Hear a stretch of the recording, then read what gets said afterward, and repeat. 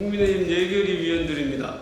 오늘 2026년 예산안의 문제점과 심의 방향에 대해서 말씀드리겠습니다. 이재명 정부는 2026년도 총 지출을 올해 대비 약 8.1% 증가된 728조 원으로 편성했습니다. 국가 채무는 본 예산 대비 25년 1273조 원에서 26년 1415조 원으로 이재명 정부 출범 첫 해 예산안부터 142조 원이나 증가하며 이 중 일반 회계 적자 국채만 110조가 늘어납니다. 이재명 정부는 적극적인 재정 운영을 통해 선순환 구조를 정착시키겠다고 주장하고 있으나 돈을 풀면 경제가 산다는 구태의연한 낡은 사고에서 벗어나지 못하고 있습니다. 이로 인해 국가 재정은 재정대로 낭비되고 경제 성장은 더 큰 나락으로 떨어질 위기에 봉착하고 있습니다.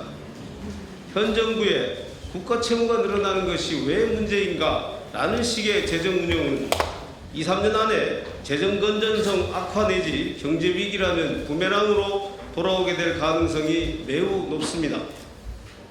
정부의 중기재정 계획에 따르면 향후 3년간 약 391조 원의 국가 채무 증가가 예상되는 가운데 한미 관세 협상 이행에 따른 연 200억 달러 규모의 대외 투자까지 부담하게 됩니다. 대규모 재정 지출, 정책 금융 지원, 외화 유출이 동시에 진행될 경우 국내 자금 시장과 외환 유동성에 심각한 압박을 초래할 수 있습니다. 특히 정부의 적자 국채 발행이 지속되면 민간 여유 자금이 국채 시장으로 빨려 들어가 민간 투자 위축과 시장 금리 상승을 불러올 가능성이 높고, 더 나아가 국내에서 국채 소화가 어려운 경우 해외 자본에 의존하는 구조가 심화되어 경제 안보 리스크로 전이될 우려도 있습니다. 이러한 국가 경제의 위기에는 모른 척 눈 감고 오로지 인기 영합적 예산 증가에만 몰두한 내년도 예산안은 한마디로 희망을 절망으로, 경제 논리를 정치 논리로 바꾸어버린 민생 외면 예산입니다. 국민의힘은 정부가 제출한 내년도 예산 중 내로남불, 보은성 예산, 불효불급한 예산은 대폭 삭감하고 대학생 장학금 확대, 보육교사 등 처우 개선, 에너지 평등권 실현 등 맞춤형 민생 예산과 지방균형 발전으로 대폭 전환할 예정입니다. 이에 주요 문제 사업을 지적하고 민생 예산을 확대하기 위해 다음과 같이 주요 심의 대상을 제시하고자 합니다. 첫째, 야당일 때는 불필요하고 여당이 되자 기묘해진 내로남불 예산입니다.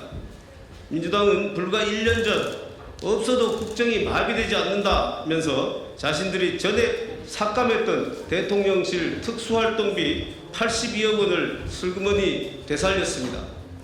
그리고 지난해 예산안을 단독 처리하며 2.4조 원으로 축소시켰던 예비비를 4.2조 원으로 대폭 증액하는 등 전형적인 내로남불 예산을 편성했습니다. 이러한 예산들은 삭감됨이 마땅합니다.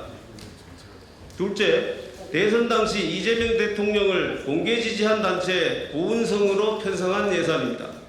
지난 대선 과정에서 이재명 대통령을 공개 지지했던 광복회에 명확한 사업 계획도 없이 학술연구 명목으로 8억 원, 사회적 경제인들이 운영하는 협동조합 지원에도 16억 원으로 대폭 증액되었으나 삭감 필요가 있습니다. 셋째, 관세 대응을 명분으로 불투명한 정책금융 확장 예산을 편성하였습니다. 정부는 관세 대응을 명분으로 산업은행 0.6조 원, 수출입은행 0.7조 원, 무역보험공사 0.6조 원 등 정책금융기관 예산을 1.9조 원이나 편성하였지만 자금운용계획, 대상 산업, 기업 선정기준, 성과평가체계 등 어느 하나 명확히 제시되지 않은 사실상 깜깜이 예산입니다. 정부가 이번 예결위 심의 과정에서 구체적이고도 납득할 만한 근거를 제시하지 못한다면 삭감이 불가피한 예산입니다. 넷째, 국가재정법을 위반한 채 불투명한 졸속 AI 예산을 대거 편성하였습니다. 과기부 등 10개 부처에 편성된 AI 응용 제품 신속 상용화 지원 사업은 예타 면제를 하였고 국가재정법에 따라 적정성 검토가 진행 중임에도 예산을 신규 반영하였습니다. 또한 AI 3강 예산은 3.3조 원에서 10.1조 원으로 6.8조 원이나 증가시켰으나 사업 내용이 중복되거나 백화점식으로 나열되어 AI에 A만 붙어도 예산을 받을 수 있다는 소문이 난무하는 상황입니다. 심의 과정에서 무늬만 AI인 사업들은 철저히 점검할 예정입니다. 마지막으로 선심성 또는 국민해약 사업입니다.